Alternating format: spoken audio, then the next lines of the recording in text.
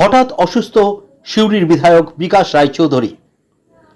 সিউড়িতে সংবর্ধনা অনুষ্ঠান শেষে অসুস্থ হয়ে পড়লেন সিউড়ি বিধানসভার বিধায়ক তথা বীরভূম জেলা পরিষদের প্রাক্তন সভাধিপতি বিকাশ রায়চৌধুরী।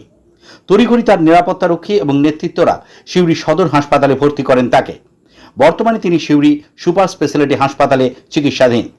বিকাশ রায়চৌধুরীর চিকিৎসার জন্য 7 জনের চিকিৎসকের টিম গঠন করা হয়েছে।